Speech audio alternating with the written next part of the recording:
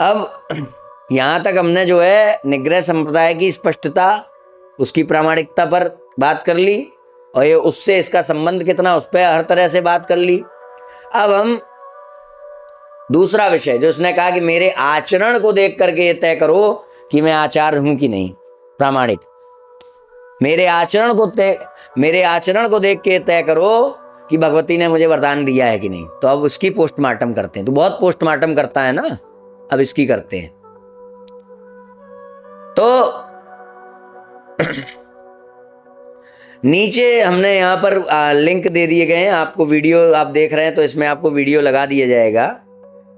ऐसे में हमने वीडियो इसमें दिखाए हैं कि ये जो है कालिया जिन्न की पूजा करवाता उसकी आवश्यकता होने की बात कहता है, जिसमें भागवतानंद, अभी आपको वीडियो आगे दिखा दिया जाएगा, जिसमें भागवतानंद स्वयं कालिया जिन्न एवं परिसाधना जैसी इस्लामिक पूजा पद्धति लोगों को सिखाने की बात कर रहा है, जो किसी भी प्रकार से वेद सम्मत नहीं है।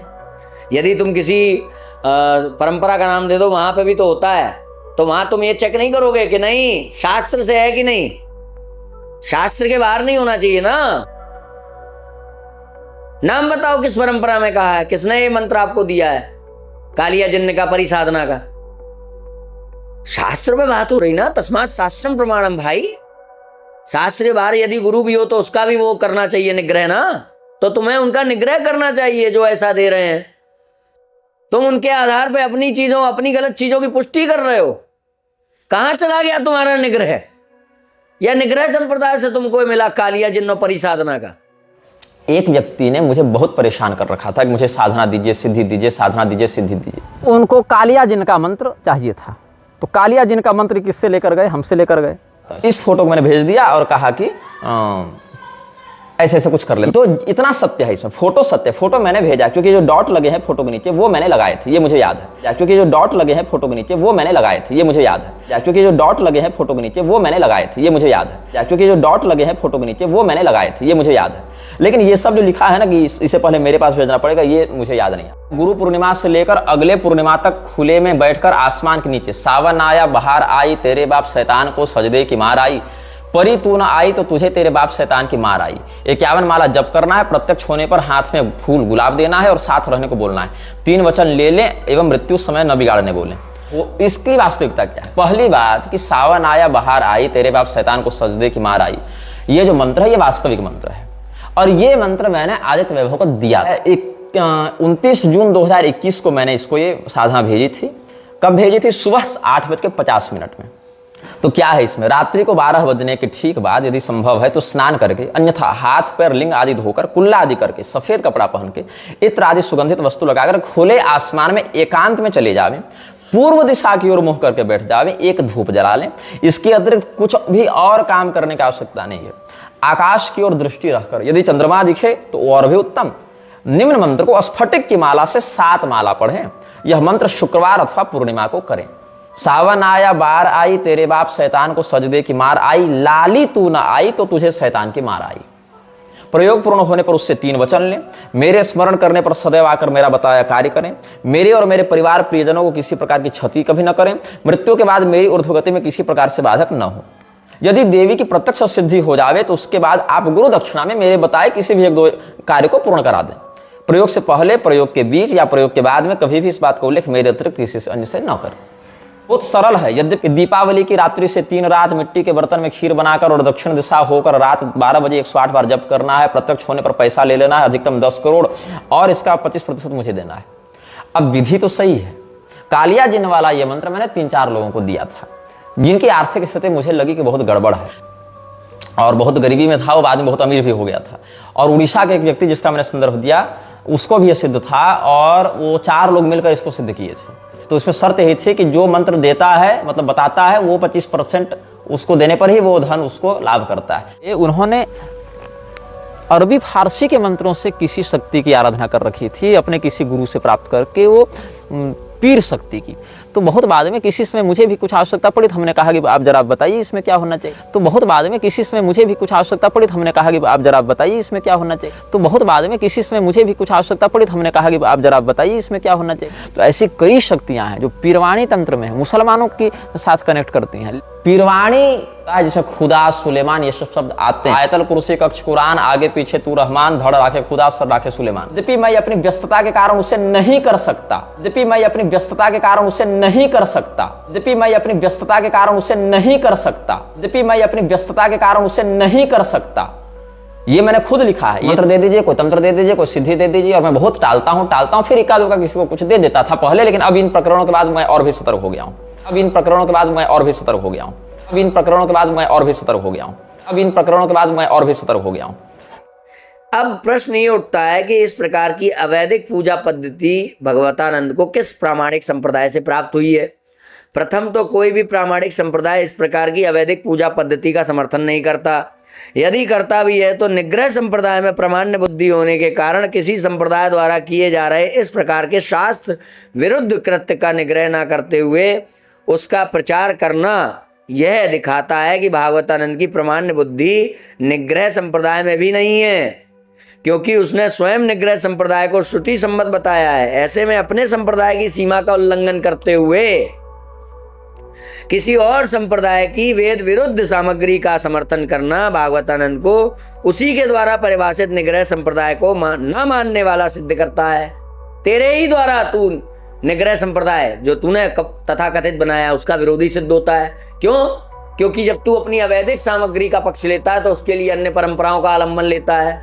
बोलना निग्रह संप्रदाय से प्राप्त हुई है, जिससे हमें पता चले कि वो पूर्णतया श्रुति सम्मत नहीं, अवैधिक भी है। बोल, फंसेगा। मैं बता रहा हूं, जितना भिड़ेगा उतना फंसेगा। मैं बता रहा हूं, फंसता चला जाएगा। करियर खाना था, तेरा करियर खा जाऊंगा मैं। हैं? खा करियर। इसके साथ ही साथ यदि यह माना जाए कि इस प्रकार की इस्लामिक सामग्री से युक्त पूजा पद्धति उसे निग्रह संप्रदाय से ही प्राप्त हुई है, तो ऐसे में निग्रह संप्रदाय को ही वेद विरुद्ध मानना होगा। जो भी हो, इस प्रकार की सनातन विरुद्ध सामग्री को प्रामाणिक एवं फलदायक मानते हुए उसका प्रचार, समर्थन एवं महिमागान करने वाले भागवतानंद को अवैधिक और सनातन विरोधी न मानकर सनातन वैदिक आर्य हिंदू धर्म का प्रामाणिक आचार्य क्यों माना जाए? क्योंकि भागवतानंद ने कहा है। यही नहीं, शक्ति संगम तंत्र 1:8-32, 1:9-41, 51, पहला खंड 8वां अध्याय 32वां श्लोक, पहला खंड 9वां अध्याय 51वां श्लोक। इसके अनुसार ब्राह्मण के लिए वेद विरुद्ध आचरण सर्वथा निषिद्ध है। वेद विरुद्ध आचरण सर्वथा निषिद्ध है। काली खंड में वेद रहित भूत प्रेत आदि को सिद्ध करने की विधि का आलंबन लेने वाले को चांडाल कहा गया है। ऐसे में ये जो इस्लामिक पूजा करवाने वाले को चांडाल क्यों ना माना जाए, अब्राह्मण क्यों ना माना जाए, पतित ब्राह्मण क्यों ना माना जाए, अयोग्य क्यों ना माना जाए? क्योंकि भागवतानंद ने कहा है। यूं तो भागवतानंद अपने लगभग हर दूसरे वीडियो में किसी ना किसी की चारित्रिक छवि को नष्ट करते हुए उस पर आपत्तिजनक रूप से अश्लीलता से भरी टिप्पणियां करता हुआ दिखाई देता है। भले ही सामने कोई दुराचारी हो अथवा साधु हो, परंतु फिर भी उदाहरण मात्र के लिए नीचे दिए गए लिंक में अथवा उपलब्ध वीडियो में पाठक PDF जो लोग देख रहे होंगे उनके लिए लिंक है, और वैसे इस वीडियो में वीडियो दिखा दिया जाएगा। पाठक ये देख सकते हैं कि किस प्रकार भागवतानंद द्वारा पूरी पीठ के परिकरों पर वहां जाने वाली महिला श्रद्धालुओं पर बिना किसी ठोस आधार के अत्यंत आपत्तिजनक एवं अमर्यादित शब्दों का पूर्णतः निराधार एवं गंभीर आरोप सार्वजनिक रूप से लगाते हुए सनातन धर्म की सर्वोच्च आचार्य पीठ के प्रति जन सामान्य को अनास्थावान बनाने का प्रयास किया जा रहा है। इस प्रकार असत्यवादी होते हुए भागवतानंद का शास्त्र विरुद्ध आचरण सिद्ध होता है। ध्यातव्य है कि भागवतानंद के इन्हीं दुष्कृत्यों के प्रति प्रतिकार स्वरूप एक जागरूक हिंदू होते हुए सनातन धर्म की सर्वोच्च आचार्य पीठ के प्रति जन सामान्य को अनास्थावान होने से बचाने के निमित्त ही हमने विवश होकर भागवतानंद से प्रश्न करते हुए वीडियो बनाना प्रारंभ किए थे, जिसके कारण इसने हमें 100 करोड़ का नोटिस भेजा। तो अब वो टिप्पणियां क्या क्या हैं ये सब आपको आगे दिख जाएगा वीडियोस में। सचिव जी का महिलाओं और भाभियों से अवैध संबंध भी रहा है। यह मठ में रहने वाले और रायपुर वाले मठ में रहने वाले ही बहुत अच्छे से जानते हैं। तो वह अश्लीलता के पुजारन युवती किस अधिकार से भगाने का अधिकार रखती है? गोवर्धन मठ के अन्नपूर्णा भोजन का देखरेख इस नग्नता के प्रचारक युवती को क्यों दिया गया है? वह युवती भोजन प्रसाद पाने से सामान्य भक्तों को क्यों रोकती है? किसने उस विजयाश्री को एकाएक मठ में ऊंचा मान सम्मान और पद दिया? वह नीच कौन है? ये लिखा हुआ है इसमें।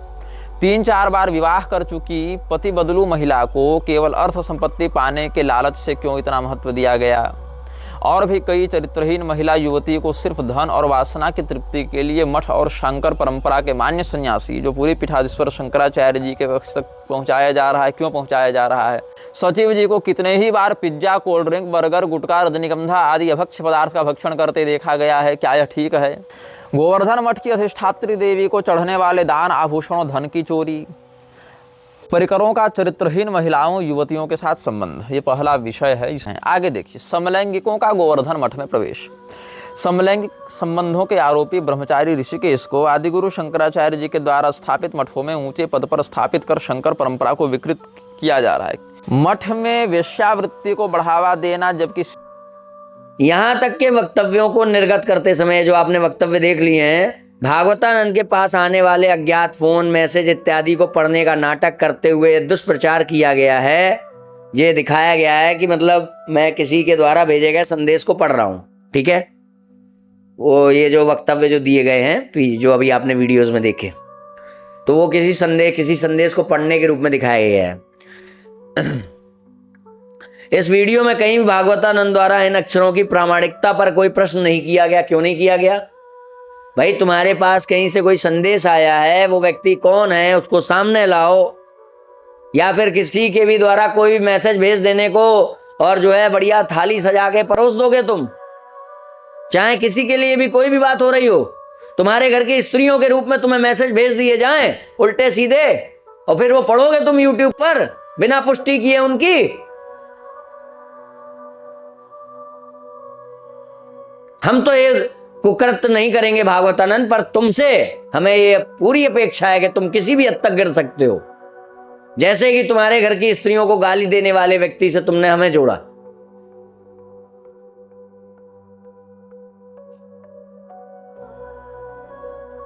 आगे इन आक्षेपों के समर्थन में ही भाव भी व्यक्त किए गए हैं। तो पहली बात क्या किया कि अगर वो लेटर को पढ़ने का दिखावा कर रहा है, यद्यपि हो सकता है आए हो कहीं से तो पढ़ने का दिखावा कर रहा है, परंतु इस तरह से पढ़ रहा है, वो कहीं पर भी प्रश्न नहीं उठा रहा है कि ये बात तो जांच का विषय है, ऐसा कुछ नहीं कह रहा है जिससे कि ये सोचा जा सके कि इसका अनुसंधान अभी बाकी है। इस तरह से उसको प्रस्तुत किया गया है कि ये जो जानकारी जो पत्र के रूप में इसके पास आई है, मैसेज के रूप में इसके पास आई है, या ऑडियो कॉल इसके पास आई है, ये सारी जानकारी बिल्कुल यथावत अक्षरश सत्य है। कोई प्रश्न नहीं उठाया। और उसके बाद क्या किया इसने? वो जानकारियां जो अज्ञात लोगों के द्वारा अनाधिकृत रूप से भेजी जा रही हैं, उन जानकारियों की पुष्टि करने वाले भाव भी प्रस्तुत किए हैं।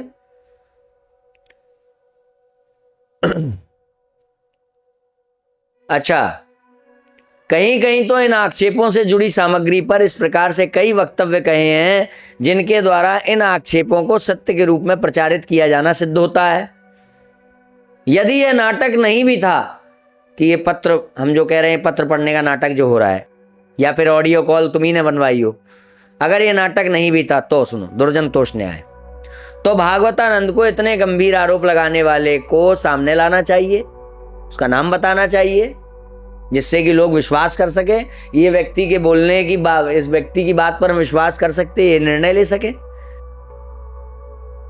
यदि वह सामने नहीं आना चाहता तो ऐसे में उसकी विश्वसनीयता, उसका अस्तित्व अथवा उस अज्ञात व्यक्ति के पास इन आक्षेपों को सिद्ध करने हेतु क्या सामग्री है, इन सब बातों का मूल्यांकन किए बिना ही उसके द्वारा भेजे गए संदेश को सार्वजनिक रूप से पढ़कर इस प्रकार किसी प्रतिष्ठित व्यक्ति की छवि को क्षति पहुंचाने का प्रयास करने से बचना चाहिए था।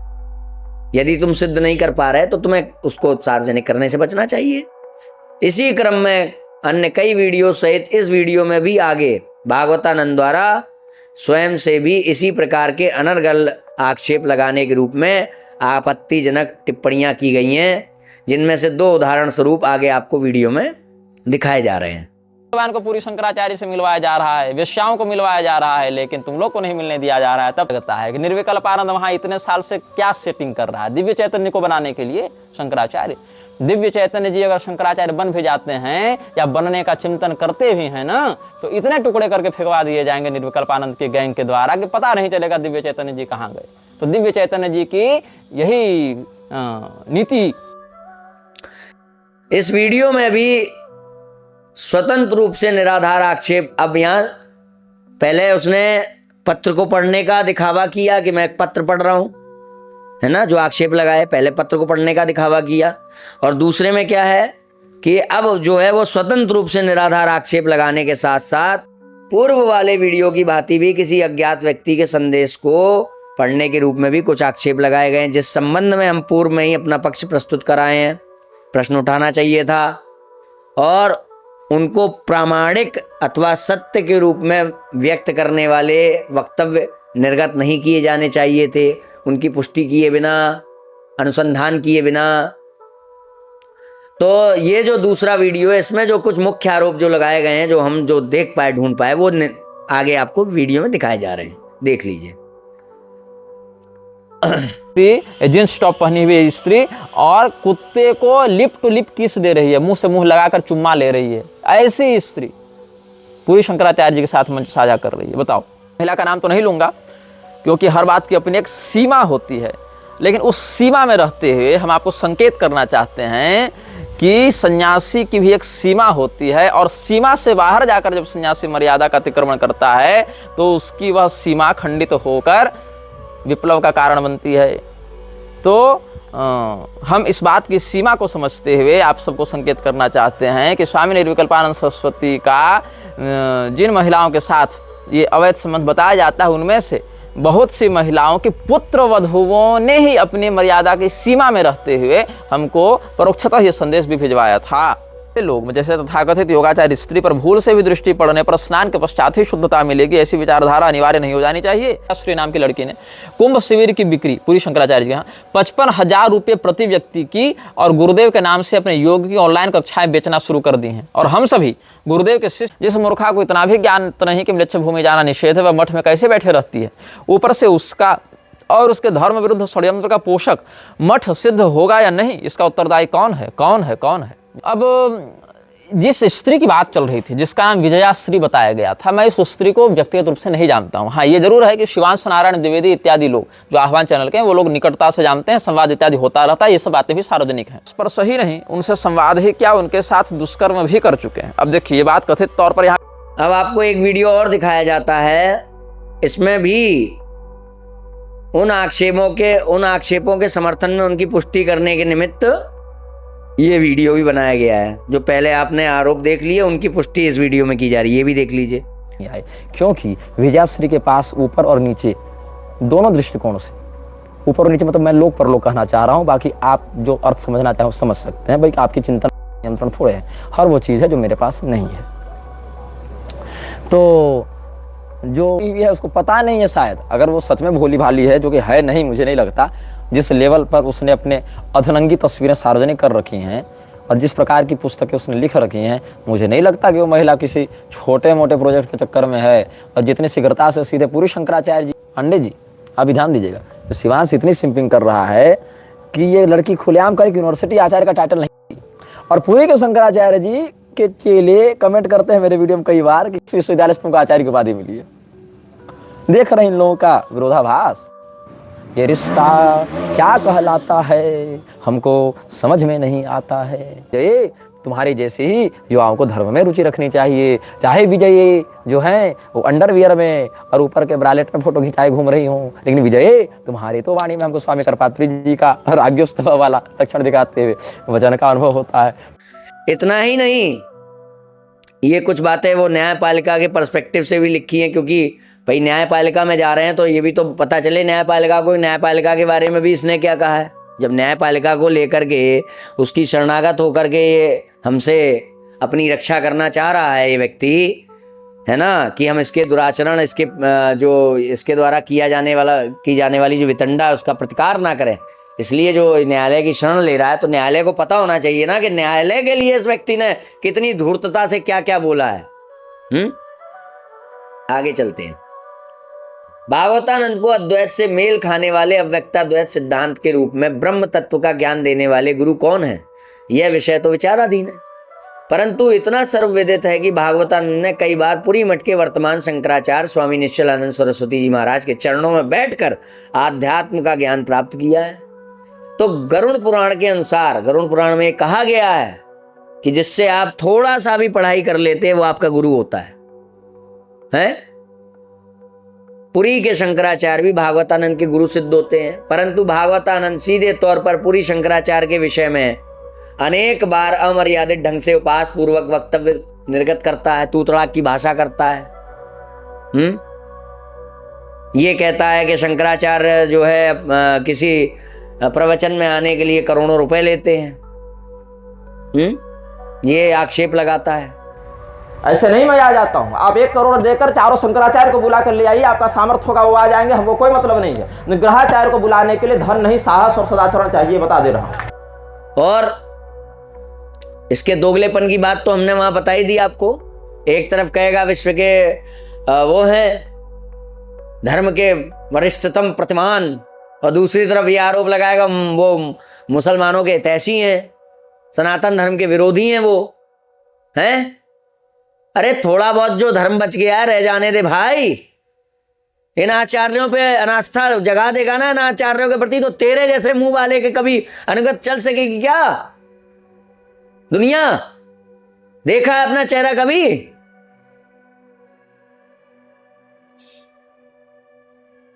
धर्म रक्षा के नाम पर आचार्यों के लिए विष्ठा निकलती तेरे मुंह से।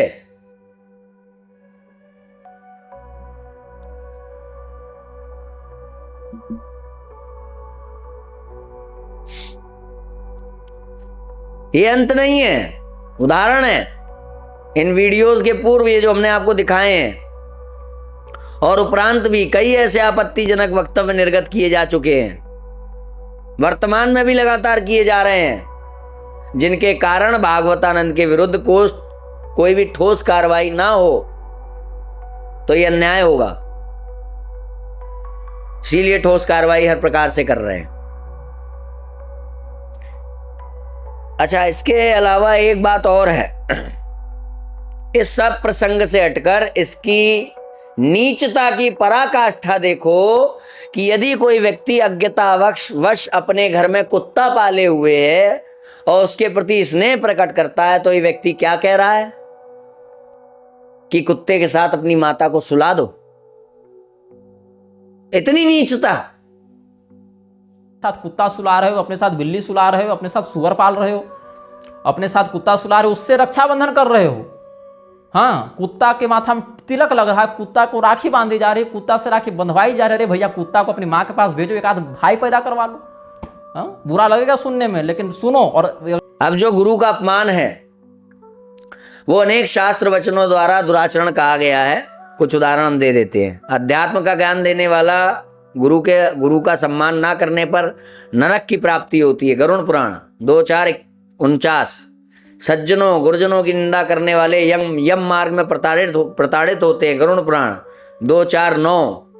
गुरु तथा अन्य पूज्य जनों का अपमान करने वाले वैतरणी नदी में गिरते हैं। गरुड़ पुराण 2:4-14।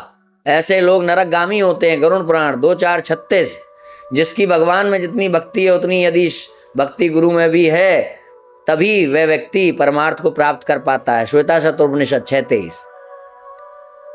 तो सनातन धर्म के सभी प्रामाणिक शास्त्रों द्वारा किसी को भी, अब ये अगला आ रहा है, अभी तक तो गुरु की अवहेलना की थी, अब इसने कैसे अशास्त्रीयता दिखाई है।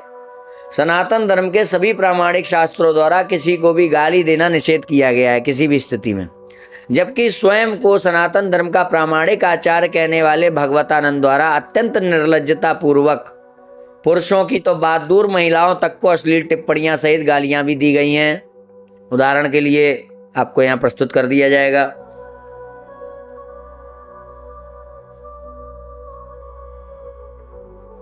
भागवतानंद स्वयं उसके द्वारा गाली दिए जाने सहित भविष्य में भी दृढ़ता पूर्वक गाली देते रहने की घोषणा कर रहा है। साथ ही साथ वह स्वयं इस कृत्य को शास्त्र विरुद्ध भी बता रहा है। मैं मानता हूं कि यह शास्त्रीय है, ये भी देख लो। अशास्त्रीय भी कह रहा है, इसको भगवती से वो प्राप्त है ना कि ये अशास्त्रीय कार्य नहीं करेगा, है ना, तो कर रहा है। तुम मेरा क्या दुष्प्रचार करोगे? मैं स्वयं वो स्क्रीनशॉट अटैच करके वीडियो में डाल रहा हूँ। मैं गालियाँ देता हूँ और मैं गालियाँ दूंगा। कैसे, कब, किस परिस्थिति में, ये देखो। अब लोग कह रहे हैं इसका शास्त्रीय विधान है क्या? बिल्कुल नहीं। लेकिन अब समस्या क्या है यहाँ पर? अब कुछ लोग तर्क दे रहे थे कि गाली तो भगवान कृष्ण ने भी नहीं दी कभी किसी को। अरे भैया, उनके पास माथा काटने का सिस्टम उपलब्ध था। भगवान श्री कृष्ण के पास सुदर्शन चक्र था, इसीलिए उन्होंने चक्र का प्रयोग करके गाली देने वाले का मस्तक उड़ा दिया। मेरे पास नहीं है तो मैं क्या करूं? वाचिक प्रतिकार भी नहीं करूं? तो गाली देना शास्त्रीय है, बिल्कुल सही बात। लेकिन मैंने क्या पूर्व पक्षी बनकर गाली दी है? तो क्या है गाली? तो मैं गाली देता हूं यदि कोई गाली सुनने का काम करे। मैं ऐसा संत नहीं हूं कि तुम मुझे माँ बहन की गालियां देते रहो तो मैं माथा झुकाकर सुन लूंगा। ऐसी सारस्वत सिद्धि हमारे पास नहीं है कि कोई मुझे गालियां दे और मुझे अपनी सिद्धि बचाने के चक्कर में माथा झुकाकर सुनना पड़े। बिल्कुल नहीं, कदापि नहीं। किसको मानोगे? वेद को मानोगे, प्रमाण पुराण को मानोगे, स्मृति को मानोगे, तंत्र को मानोगे, इतिहास को मानोगे, आधुनिक नीतिकारों को मानोगे? किसको मानोगे? जहां से मानोगे वहां से प्रमाण देंगे। चलो प्रारंभ। तो गाली देना कितना शास्त्रीय है ये तो भागवतन ने स्वयं ही बता दिया। परंतु साथ ही साथ हम यहाँ गाली देने के निषेध करने वाले कुछ शास्त्र वचन उपलब्ध करा रहे हैं। जिसकी सदा वाणी शुद्ध हो वही वेदांत के फल को पाता है। मनुस्मृति 2:13। मन वाणी द्वारा किसी से द्रोह ना करना धर्म है। महाभारत शांति पर्व 162.21। कठोर वचन बोलना व्यसन है। मनुस्मृति 7:51 तथा व्यसनी नरकगामी होता है। मनुस्मृति 7:53। जिससे किसी को भी दुख पहुंचे ऐसी वाणी ना बोले। 2:161। मनुस्मृति। गाली अपशब्द आदि प्रयोग करने पर दंड विधान दिया गया है। 8:238 8:268 से 8:278 तक। जो स्वभाव का कठोर हो, दूसरों को मर्म पहुंचाता हो, तीखी बातें बोलता हो और कठोर वचन रूपी कांटों से जुड़कर मनुष्यों को पीड़ा देता हो, उसे अत्यंत लक्ष्मीहीन अर्थात अभागा समझे। वह कड़वी बोली के रूप में अपने मुंह में बंधी हुई एक पिशाचिनी को ढो रहा है। महाभारत आदि पर्व 87:9। जब कोई किसी को उसकी माता बहन इत्यादि से जोड़ते हुए गाली देता है तब गाली के रूप में कहा गया कथन स्वतंत्र रूप से असत्य भाषण तो होता ही है, साथ ही साथ जिसको गाली दी जा रही है उसके सहित जिस महिला अथवा पुरुष से जोड़कर उसे गाली दी जा रही है उक्त महिला सहित पुरुष पर भी उनका चरित्र दूषित होने का आरोप भी लग जाता है। अतः इस दृष्टि से गाली के रूप में तथा स्वतंत्र रूप से भी भागवतानंद द्वारा अनेक निर्दोष जनों पर निराधार रूप से अत्यंत गंभीर आक्षेप लगाए गए हैं, जबकि सनातन धर्म शास्त्रों द्वारा झूठी गवाही देना, झूठा आक्षेप लगाना निषेध किया गया है। झूठ बोलने पर सभासद मारे जाते हैं। मनुस्मृति 8:14। झूठ बोलने पर दोषी होता है, झूठ बोलने वाला दोषी होता है। मनुस्मृति 8:36। झूठी गवाही देने पर दंड का विधान किया गया है। मनुस्मृति 8:257। किसी व्यक्ति को उसकी माता अथवा बहन से जोड़ते हुए अथवा किसी महिला को सीधे तौर पर गाली देने पर असत्य भाषण एवं झूठी गवाही देने के रूप में शास्त्र के किन वचनों का उल्लंघन होता है यह हम पूर्व में बता चुके हैं। मगर ध्यातव्य यह है कि भागवतानंद ने गाली के साथ साथ स्वतंत्र रूप से विजया श्री सहित कई महिलाओं पर दूषित होने का असिद्ध आरोप लगाया है। असिद्ध। और मनुस्मृति में लिखा हुआ है 8वें अध्याय के 225वें श्लोक के अनुसार कि किसी महिला पर दूषित होने का आरोप लगाकर उसे प्रमाणित ना कर पाना, सिद्ध ना कर पाना विशेष रूप से दंडनीय है। कर सिद्ध। वैश्या कहा है ना तूने स्त्रियों को, मठ में आने वाली नीच, सिद्ध कर उन्हें वैश्या। इस समूचे प्रत्युत्तर द्वारा अनेकानेक बार भागवतानंद का सत्यवादी होना सिद्ध हो गया। शास्त्र के विरुद्ध जाना सिद्ध हो गया। स्वयं उसने कह दिया कि गाली देना शास्त्रीय है, इतना तो मानना पड़ेगा ना। उदाहरण के लिए नीचे दिए गए लिंक में आगे वीडियो आपको दिखा दिया जाएगा, पीडीएफ में लिंक मिल जाएगा। भागवतानंद द्वारा पूरी मठ के परिकरों पर उपरोक्त बताए गए आक्षेपों को पुष्ट करने के समर्थन में कुछ वीडियो दिखाने की बात कही जा रही है कि वीडियो सुरक्षित है। आरोप लगा दिया, बहुत सारे वीडियो सुरक्षित है, साक्ष्य सुरक्षित है, गवाह सुरक्षित है। तो ये ठोस प्रमाण दी जाने की बात कही जा रही है, जो कि आज न्यायालय तक की शरण लेनी पड़ गई। आज तक इसने सार्वजनिक नहीं किया। इसने ये कुकृत्य तो किए, मगर इसने वो ठोस प्रमाण आज तक नहीं किए जिनके आधार पर ये कहता है कि मैं जो है आरोप लगा रहा हूं। जिससे स्पष्ट है कि भागवतानंद द्वारा इस वीडियो में प्रमाण के नाम पर दिखाई गई जो वह सामग्री है अप्रासंगिक, जिसका प्रसंग से कोई मतलब ही नहीं है, जिससे कुछ भी सिद्ध नहीं होता, उसके अतिरिक्त कोई ठोस प्रमाण नहीं है दिखाने के लिए। ऐसे में उसको झूठ बोलने वाला, असत्य भाषण क्यों ना माना जाए? वरना दिखा, समलैंगिकता, वैश्यागमन, ये सब के प्रमाण दिखा, नहीं तो तेरा वो वचन झूठा होगा। मेरे पास प्रमाण सुरक्षित है, हैं? संकेत में अपनी बात कह दी है। रही बात प्रमाण की, तो जितना प्रमाण चिल्लाओगे तुम्हारी ही फजीहत होगी, तुम्हारी ही बदनामी होगी। फिर भी तुमने मांगा है तो एक सैंपल दे रहा हूं। जैसे पहले एक सैंपल दिया था हमने ना कीचड़ होली वाला, वैसे ये भी एक सैंपल दे रहा हूं। इसके आगे भी बहुत सारे सैंपल अगर मांगोगे तो दिए जाते रहेंगे समय अनुसार। बाकी जितने लोगों को ऋषिकेश ब्रह्मचारी ने धमकी दी है, जितने लोगों के सामने इस प्रकार के समलैंगिक गतिविधियां की हैं, वो सारे लोग भी हमारे संपर्क में हैं और सारे लोगों के पास प्रमाण सुरक्षित हैं। ऐसे में स्वतंत्र रूप से असत्य भाषण का निषेध शास्त्र के किन वचनों द्वारा किया गया है, यह बताना आवश्यक तो नहीं है, हा? फिर भी विपक्ष की संतुष्टि के लिए, भागवतानंद की संतुष्टि के लिए यहां हम एकमात्र राम का नाम लिख दे रहे हैं। राम, हाँ, मैं श्री नहीं लगाता राम के आगे, मैं नहीं लगाता। मुझे राम से बल प्राप्त होता है, राम में ही सब कुछ है। प्रसंगानुसार श्री लगा दूं, प्रभु लगा दूं, मगर मेरे लिए राम पर्याप्त है। नहीं लगाता मैं श्री राम, राम राम जपता हूं मैं, राम राम कहता हूं मैं, राम के पीछे चलने का प्रयास करता हूं। तो जैसे लुप्ताचार गुप्ताचार के पीछे चलेंगे क्या? हमें राम प्राप्त है, हमें गुरु प्राप्त है, गोविंद प्राप्त है, ग्रंथ प्राप्त है। तू है कौन? Single chassis. जहां एक और वाल्मीकि रामायण 3:37-13 के अनुसार श्री राम धर्म का साक्षात स्वरूप है, वहीं दूसरी ओर साक्षात धर्म का स्वरूप भगवान श्री राम कहते हैं, मैंने पहले कभी भी झूठी बात नहीं कही है और भविष्य में भी कभी असत्य नहीं कहूंगा। ये है राम, ये है धर्म। तेरी तरह नहीं, प्रमाण सुरक्षित हैं। जब कहा जाए दिखाओ तो इधर उधर की बातें करने लगेगा। वाल्मीकि रामायण 4:8-22। मैंने कभी भी भागवतानंद पर, अब ये वो वाली बात है जो इसने आरोप लगाया है ना, अब ये वो वाली बात है जिसमें इसने आरोप लगाया है कि इसने जो है मुझ पर यौन रोगी होने का कथन कहा है। तो यद्यपि मैंने भागवतानंद पर इस तरह का कोई आरोप नहीं लगाया, हाँ प्रश्न पूछा, क्योंकि बात ये भी प्रश्न पूछ रहा है ना, सार्वजनिक रूप से असिद्ध बातों को ये तो आक्षेप के रूप में प्रस्तुत कर रहा है, तो हम प्रश्न भी नहीं पूछ सकते, वो भी तब।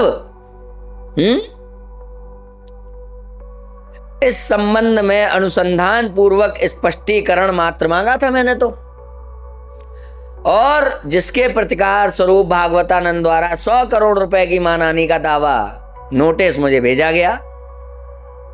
जबकि आगे आप वीडियो देख लीजिए, ये व्यक्ति स्वयं कह रहा है कि मेरा यदि कहीं कोई आचरण पर आपको संशय हो, शास्त्र विरुद्ध दिखे, लगे, प्रतीत हो, तो आप मुझसे सार्वजनिक रूप से पूछिए। वही तो किया, वही किया था ना। और जो मेरे कृत्य या वक्तव्य के विषय में सोच रहा है कि मैं गलत हूँ, मैं अशास्त्रीय पक्ष में हूँ, तो सार्वजनिक रूप से सभा में वो हमसे प्रश्न कर सकता है, स्पष्टीकरण मांग सकता है। तो अब यदि मैंने तेरे ही कथन के अनुसार तुझसे सार्वजनिक रूप से पूछ लिया कि तू जोधपुर गया था कि नहीं अपने गुप्त रोग का इलाज करवाने के लिए, चिकित्सा प्राप्त करने के लिए, या जोधपुर के चिकित्सक से संपर्क किया था कि नहीं, तो आज तूने मुझे मानहानि का नोटिस भेज दिया। इसका मतलब क्या हुआ कि तू अपने वचन से मुकर गया। सार्वजनिक रूप से तुझसे प्रश्न ना किए जाएं, जहां पे तू गलत दिख रहा हो, यदि वो गंभीर विषय हो तो तुझसे प्रश्न ना किए जाएं। तो तूने क्यों कर दिए प्रश्न? तूने क्यों आक्षेप लगा दिए सार्वजनिक रूप से, जबकि वो असिद्ध थे? हम प्रश्न नहीं कर सकते और तू आरोप लगाएगा, निर्णायक होगा।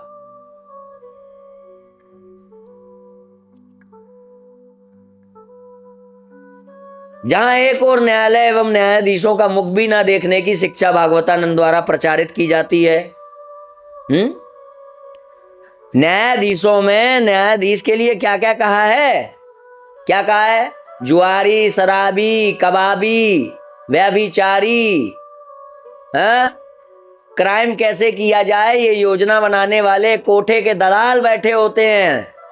कभी मुंह नहीं देखना है, कभी मुंह नहीं देखना चाहिए ऐसे लोगों का, ऐसी अदालतों का, ऐसे न्यायालयों का। फिर मानहानि का दावा भेजकर अपनी इस शिक्षा की वो कर दी ना, विरोध कर दिया ना। अगर तू ये कहे कि भैया हमने तुझे मजबूर किया, हमने तुझे विवश किया, यानी कि सामने वाले की प्रतिक्रिया के अनुसार तुम अपने सिद्धांतों को, अपने वचनों को तोड़ दोगे ना। नहीं देना चाहिए ना ऐसा सिद्धांत जिसको तोड़ने की आवश्यकता पड़ जाए। रामोदर नाभिभाषते, राम दो प्रकार की बातें नहीं करते। जो भी बोलते हैं सोच समझ के बोलते हैं कि आज मैं लोकतांत्रिक व्यवस्था में हूं। ऐसा तो नहीं कि कल को मुझे न्यायालय का आलंबन लेना पड़ जाएगा। तो इसलिए मुझे ये बात नहीं कहनी चाहिए कि न्यायालयों का, न्यायाधीशों का मुंह भी नहीं देखना चाहिए। अब देख मुंह। तो यहां पे तेरे जो है ये दोगले वचन की पुष्टि हो गई ना। तो भागवतानंद के दोगले वचन की पुष्टि यहां से भी हो गई। कोई अदालत रक्षा नहीं करेगी उस समय, तो जो अदालत हमारी रक्षा नहीं कर सकती, हम बार बार न्याय के लिए उस अदालत का मुख क्यों देखते? आया और सीधे पूरी पीठाधीश्वर से मिला और किसी संप्रदाय से नहीं मिला उस समय, और किसी पीठ से भी नहीं मिला। उधर से आने पर 3-3 पीठ रास्ते में पड़ते अलग अलग दिशाओं में, लेकिन सीधे मिला पूरी वाले से। अच्छा, कोई व्यक्ति कहे मैं गोवर्धनपुरी जगन्नाथपुरी का पंडा हूं, कोई व्यक्ति कहे मैं गोवर्धन मठ का शंकराचार्य हूं, कोई कहे कि मैं पूरी पीठ का पीठाधीश्वर हूं।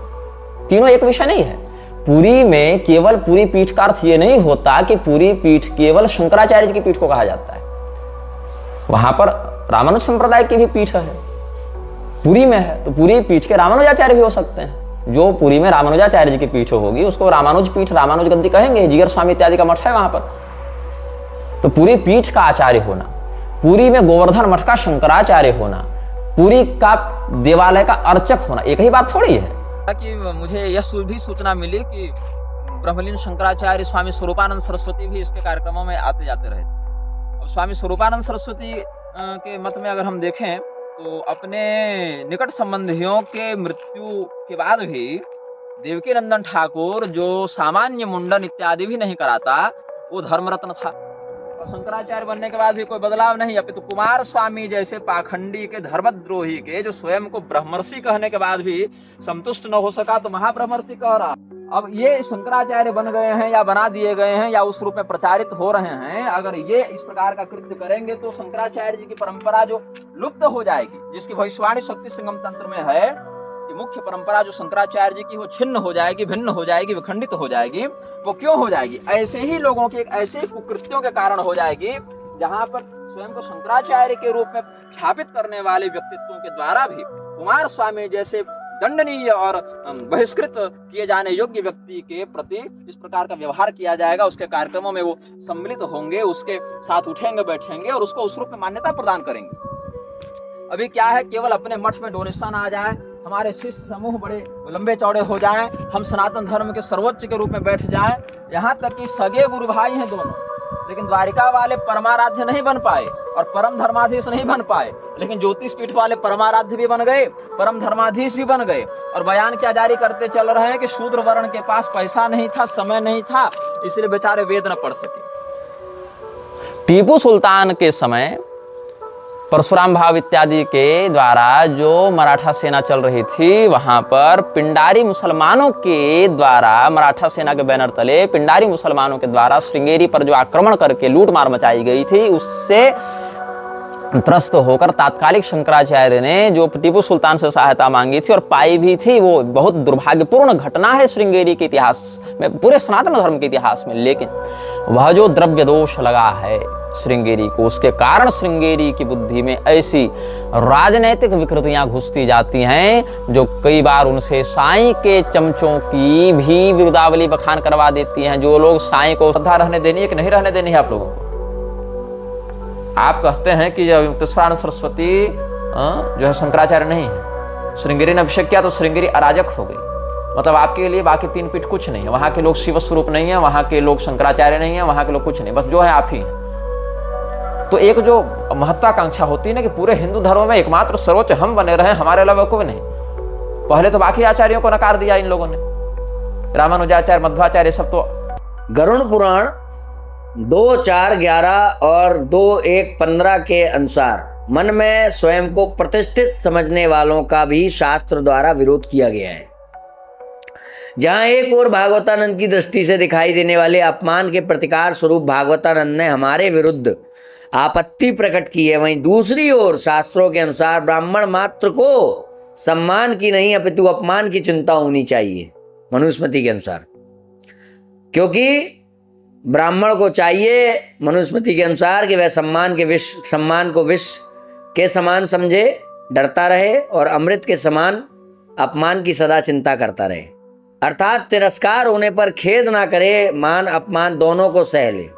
ऐसे में कम से कम स्वयं को प्रामाणिक आचार्य घोषित करने वाले व्यक्ति द्वारा तो इस सिद्धांत का उल्लंघन नहीं होना चाहिए। मनुस्मृति विरोधी हो गए, गरुड़ पुराण विरोधी हो गए। एक आचार्य का जीवन अत्यंत पारदर्शी होना चाहिए, जिससे कि उसे देखकर उसके द्वारा किए जाने वाले धर्माचरण की स्थापना उसके शिष्यों में हो सके। गालीबाज शिष्य तैयार होंगे ना तुम्हारे, तो गालीबाज, मेरे पास शस्त्र नहीं है इसलिए मैं गालियां दूंगा। इसी नाम पे बने हैं नए नए मत संप्रदाय दुनिया में, ये पंथ मत इसी नाम पे बने हैं। बस जहां मन आया कोई भी निर्णय ले लो, शास्त्र में उसका अभाव है, इसलिए आज मैंने इसलिए सिगरेट पी ली, आज मैंने इसलिए दूसरा विवाह कर लिया, आज मैंने इसलिए 4 विवाह अलाउ कर दिए, आज मैंने इसलिए अनगिनत स्त्रियां, जो हर वो स्त्री जो स्वयं को मुझे सौंपना चाहे, हर वो स्त्री जो है मेरे लिए वो है हलाल। स्मृति 12:37 के अनुसार जिन कार्यों को करते समय छिपाने का भाव उत्पन्न हो वह कार्य तामसिक होते हुए त्याज्य कहे गए हैं, एवं जिन कार्यों को करते समय बताने का भाव उत्पन्न हो वह कार्य सात्विक अर्थात ग्राह्य करने योग्य कहे गए हैं। इसी कारण से मनुस्मृति अध्याय 2:179 से 180 तथा अध्याय 4:3 से 4 और 45 से 46 के द्वारा इस तथ्य की पुष्टि और अधिक हो जाती है, क्योंकि यहाँ बताया गया है कि ब्राह्मण को नग्न होकर नहाना नहीं चाहिए, किसी की निंदा नहीं करनी चाहिए और ना ही प्राण रक्षा से अधिक धन संचय करना चाहिए। तो क्या भागवतानंद के संबंध में प्रस्तुत किए गए साक्ष्यों द्वारा प्राप्त तथ्यों के अनुसार स्वयं को प्रामाणिक आचार्य कहने वाले भागवतानंद का इन छिपाने वाले कार्यों से दूर रहने के निर्देश का पालन दिखता है? जो छिपाने वाले कार्य समझ रहे हैं ना, गाली देना, मंच पर बैठकर गाली दे, वही कार्य कर YouTube पे जो तू मंच पे बोल पाए, अन्यथा क्या सिद्ध होगा? छिपाने वाले कार्य, तामसिक कार्य, सात्विक नहीं। ठीक है, इसी कारण से फिर क्या है, तो जहां एक और मत्स्य पुराण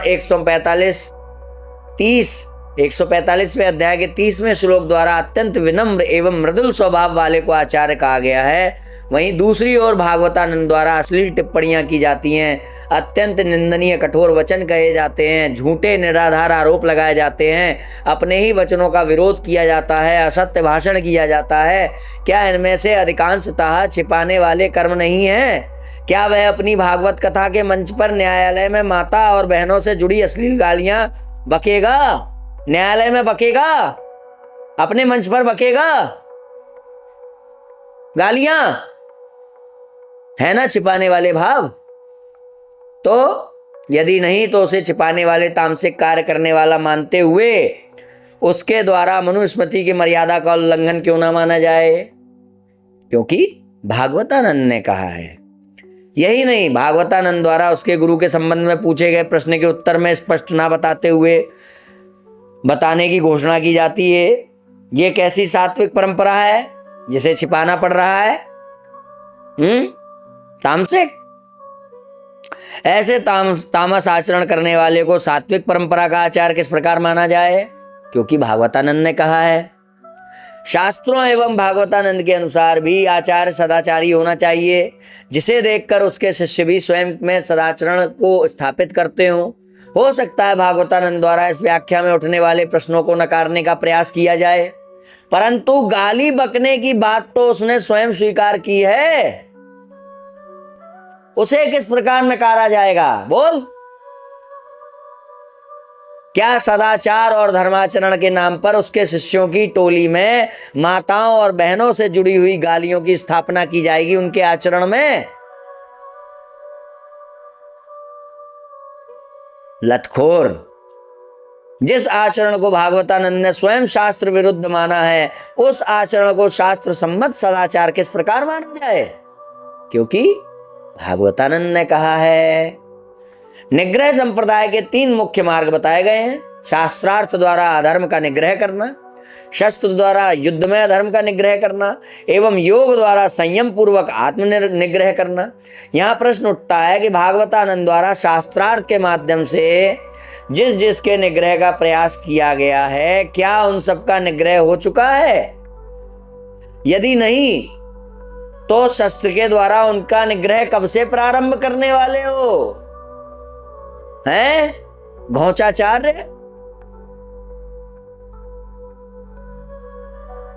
क्या भगवती ने निग्रह संप्रदाय का दायित्व सौंपते हुए इस संघर्ष हेतु आवश्यक असाधारण शक्तियों से युक्त कोई दिव्यास्त्र नहीं दिया था क्या? मां भगवती होती तो दे भी देती, परी थी ना।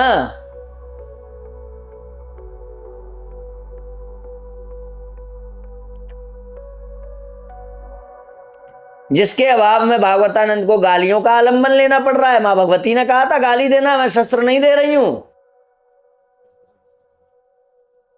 क्या शास्त्र के अभाव में गालियों का विकल्प उसे निग्रह संप्रदाय द्वारा प्राप्त हुआ है? यदि नहीं तो सनातन धर्मशास्त्रों की बात तो दूर की है, भागवतानंद को स्वयं उसके द्वारा ही विरचित निग्रह संप्रदाय को मानने वाला किस प्रकार माना जाए? क्योंकि भागवतानंद ने कहा है। कुल मिलाकर आचरण की दृष्टि से समीक्षा करने पर भागवतानंद के आचरण में बहुत सारी अशास्त्रीयता प्राप्त होती है, जो उसे सनातन धर्म के प्रामाणिक आचार के रूप में स्वीकार करने में बाधक है।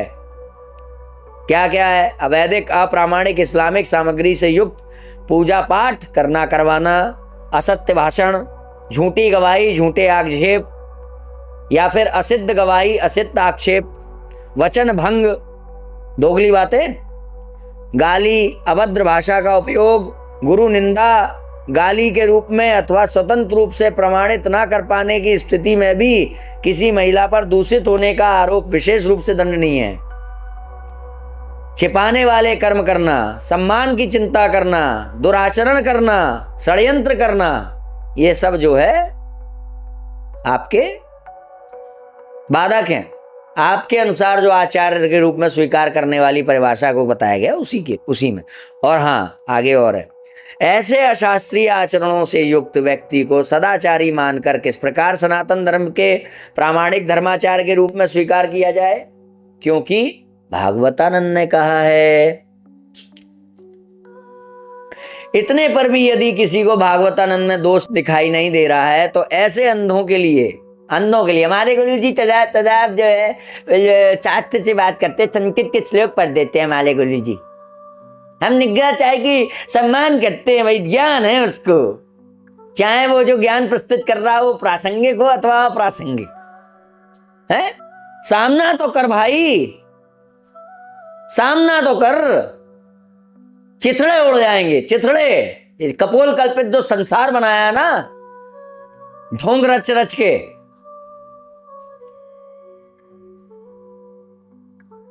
तो ऐसे अंधों के लिए यहाँ 2 उदाहरण हम आगे दे रहे हैं, जिसमें स्वयं भागवतानंद ने स्वयं के दोष को ही स्वीकार किया है। तो दोष क्या है? गोवर्धन मठ के पुरी परिकरों में से एक ऋषिकेश ब्रह्मचारी जी के नाम से बनाई गई एक फर्जी यूट्यूब आईडी द्वारा की गई एक टिप्पणी को बिना किसी सत्यापन के भागवतानंद ने सोशल मीडिया पर ऋषिकेश ब्रह्मचारी जी के विरोध में प्रस्तुत किया था, जिसके उपरांत वास्तविकता ज्ञात हो जाने पर ऋषिकेश ब्रह्मचारी जी के नाम से बनाई गई फर्जी आईडी द्वारा की गई आपत्तिजनक टिप्पणी के संबंध में बिना किसी निरीक्षण परीक्षण के दिए गए अपने सार्वजनिक वक्तव्य को भागवतानंद ने हटा लिया था। क्यों हटाया था?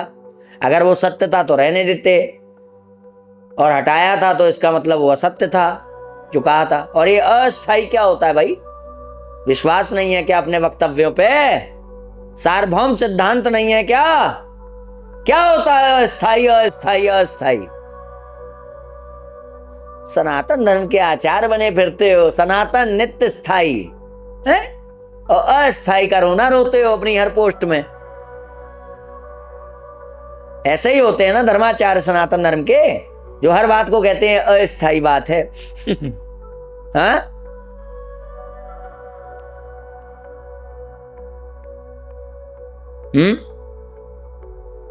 हटा लिया गया। और कई अपनी पोस्ट को आए दिन ये व्यक्ति त्रया चरित्र वाला अस्थाई कहता रहता है। क्यों? अस्थाई झूठ होता है, असत होता है, सत्य अस्थाई नहीं होता है। ठीक है? तो इसी प्रकार आगे जो है एक वीडियो प्रस्तुत किया गया है। यदि तुम्हारी बुद्धि कभी अधर्म में लग रही हो तो क्रिया पर तुम्हारा नियंत्रण होगा। बुद्धि खराब होने से तुम्हारा कर्म खराब नहीं होने दूंगी। और यदि कभी तुम क्रिया ही गलत करने जा रहे हो तो बुद्धि भ्रष्ट नहीं होगी, तुम्हारा विवेक तुम्हें रोक लेगा। बोला था कि विजया की क्लिप ऐड करूंगा, वाकस्खलन से हो गया होगा। वाकस्खलन से मैंने वो बोलने के समय वो अलग अलग विषयों में गड़बड़ हो गई थी। इस मानवीय त्रुटि को हम सुधार लेते हैं, लेकिन उसी त्रुटि के कारण बोलने में हो गया था वाकस्खलन।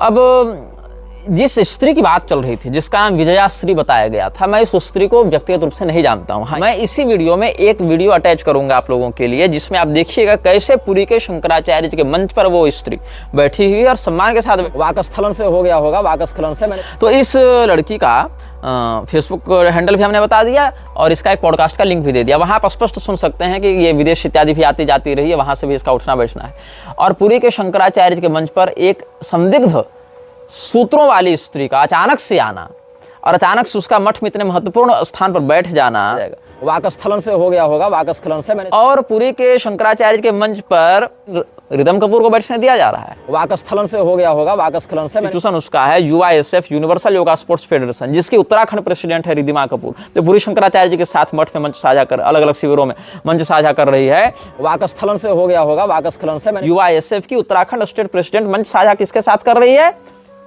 पुरी शंकराचार्य जी के साथ। और वाकस्खलन से हो गया होगा। वाकस्खलन से रिदम कपूर को, और रिदम कपूर जो है वो पुरी शंकराचार्य जी के साथ मंच साझा कर रही है। वाकस्खलन से हो गया होगा।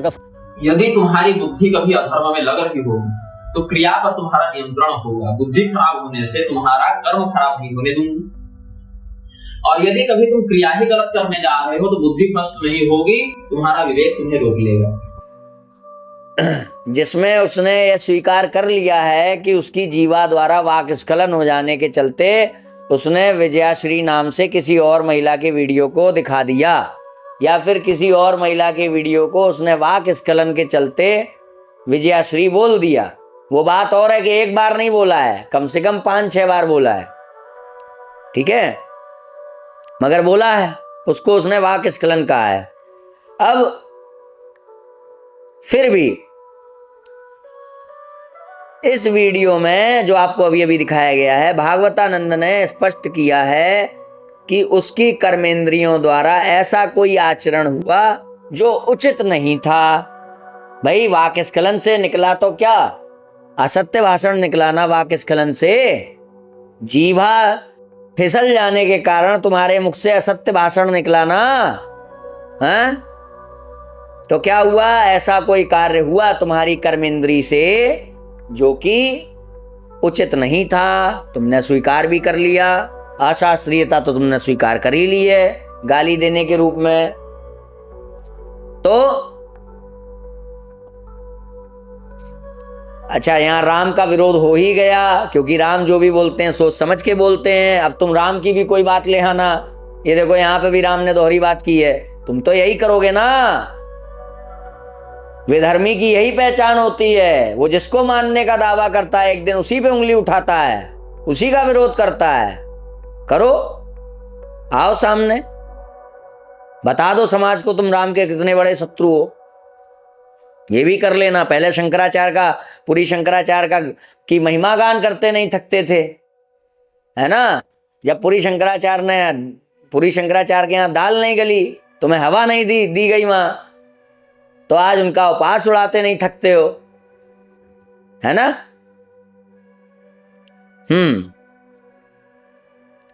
तो ये बताने की आवश्यकता तो नहीं है कि श्री राम धर्म का साक्षात स्वरूप है। तो ऐसे असत्य भाषण कर देना बिना सोचे समझे, वाक स्खलन के कारण 5-6 बार लगातार झूठ निकाल देना, असत्य भाषण निर्गत कर देना, यह अधर्म माना जाएगा ना। अधर्म हुआ तुम्हारी कर्मेंद्री से। अब क्या बात आती है कि अब उसके द्वारा अधर्म होना, अशास्त्रीयता होना भागवतानंद ने स्वयं स्वीकार किया है कि यहाँ अशास्त्रीय गाली देना, इतना तो है। झूठ बोलना हमने सिद्ध कर दिया, मनुस्मृति का विरोध हमने सिद्ध कर दिया, अनेकानेक शास्त्रों का विरोध हमने सिद्ध कर दिया। वाक स्खलन उसने स्वयं स्वीकार कर लिया, जबकि देवी के द्वारा उसको यह वरदान प्राप्त था कि भागवतानंद को यह वरदान प्राप्त है कि यदि उसकी कर्मेंद्रियों द्वारा कोई अनुचित कार्य होने वाला होगा तो उसका विवेक, उसकी बुद्धि, उसकी कर्मेंद्रियों का निग्रह करेंगे। पर यहाँ तो भागवतानंद के कथनानुसार ही यह सिद्ध होता है कि अनुचित आचरण करते समय उसकी कर्मेंद्रियों का निग्रह उसके मन, बुद्धि, विवेक इत्यादि के द्वारा नहीं किया गया। तुम्हारी जीवा फिसल कैसे सकती है? तुम्हें तो वरदान प्राप्त है ना देवी का, कैसे हो गया वाक स्खलन? तो या तो वो वाक स्खलन नहीं था, और या फिर वो देवी नहीं थी, और या फिर वो वरदान नहीं था। समझे? आखिरकार कोई तो वजह होगी जो हम शंकराचार्य के शिष्य हैं, और आखिरकार कोई तो वजह होगी जो हम राम के भक्त हैं।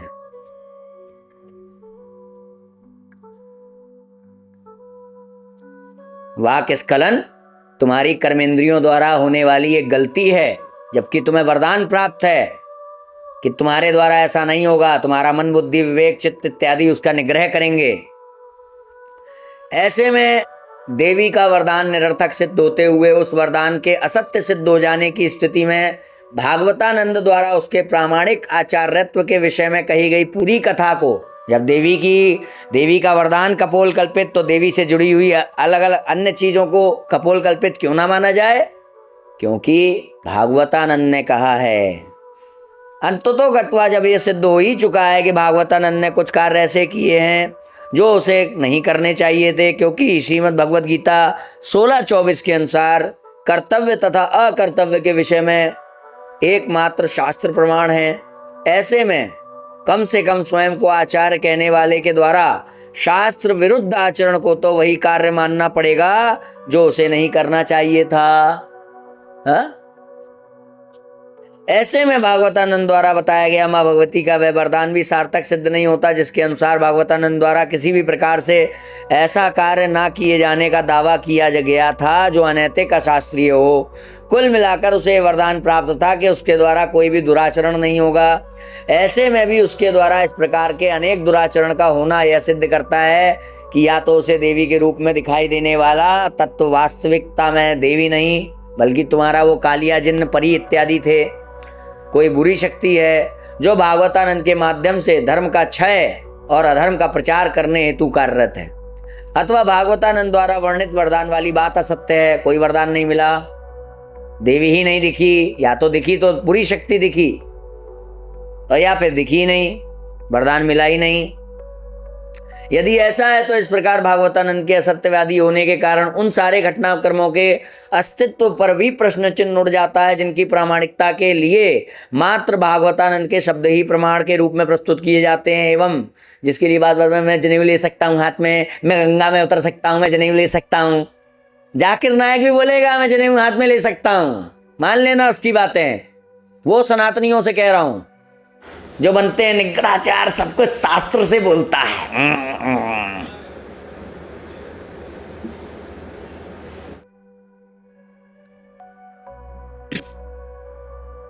तो क्या है, मानना पड़ेगा, असत्य मानना पड़ेगा, सब पर प्रश्न उठ जाएगा।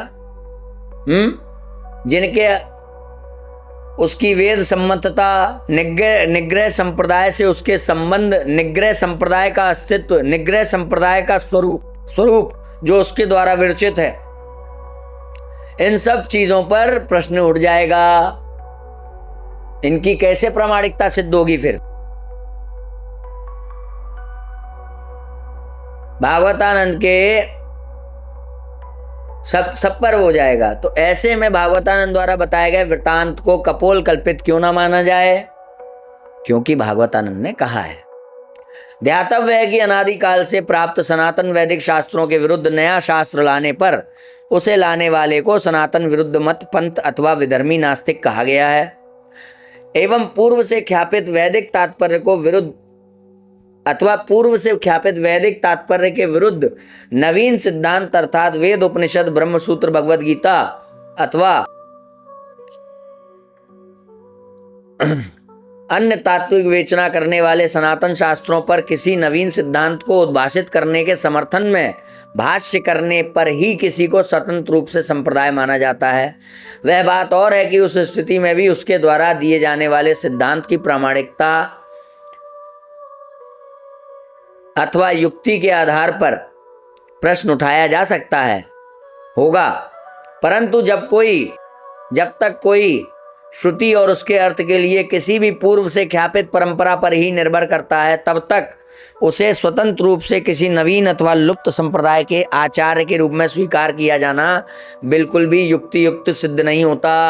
अब जैसा कि भागवतानंद द्वारा निग्रह संप्रदाय के बारे में बताया गया, उस व्याख्यान के अनुसार निग्रह संप्रदाय का श्रुति अथवा उसके अर्थ के लिए किसी न किसी पूर्व से स्थापित संप्रदाय पर निर्भर होना सिद्ध होता है।